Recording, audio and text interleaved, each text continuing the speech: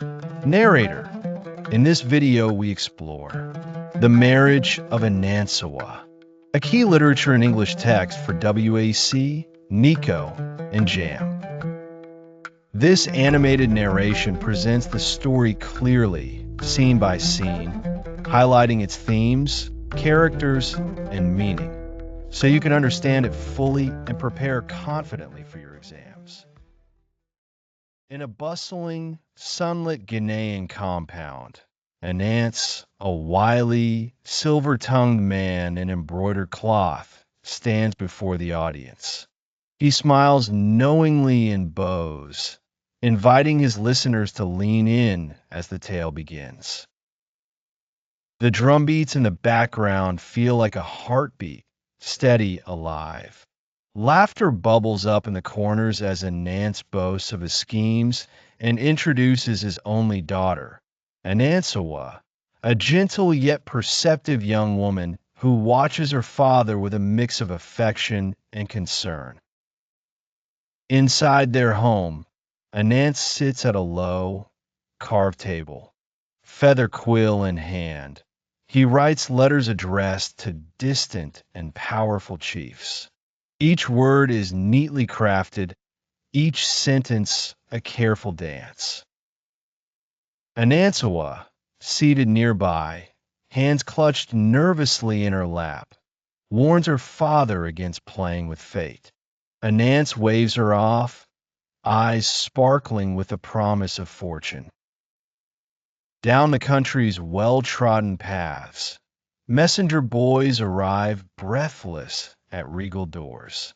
One by one, for chiefs, each adorned in vibrant, elaborate robes and heavy beads, receive the letters.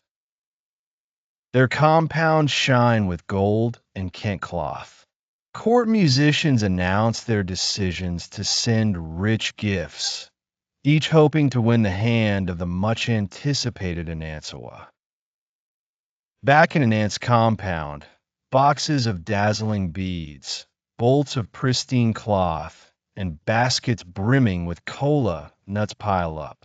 Anance cannot contain his glee, prancing from gift to gift, appreciating their worth aloud. Meanwhile, Anansewa quietly folds away a woven scarf, worry visible in her eyes. The air buzzes with humor as Anance juggles promises and plans lavish meals from the bounty he's received. Night falls and the mood shifts. Shadows lengthen across the compound. Anance, cornered by the impossible web he spun, stands before the chief's messengers, his voice grave. Alas, my beloved daughter, Anansewa has departed this world. His words hang heavy. Suddenly, laughter and joy are replaced with mournful drumming, and the community hushes, uncertain. Each chief receives the dreadful news in his own manner.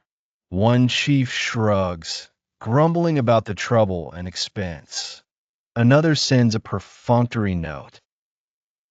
But Chief Who is Chief, the noblest of them all, wails and weeps in public, tearing his garments, pouring libations, and declaring his heartbreak for all to hear. News of his grief spreads. The village is deeply moved by his sincerity. Seeing the sorrow and recognizing a truth deeper than any trick, Anance reveals Anansewa alive and well. The atmosphere bursts with color and music, gongs and rattles, ululations from women, and dances under the wide Ghanaian sky. Anansewa walks forward, choosing Chief Who is Chief, happiness shining bright in her eyes. The chiefs depart, some grumbling but none empty-handed, as Anance keeps the gifts and his reputation. The scene closes with a grand celebration.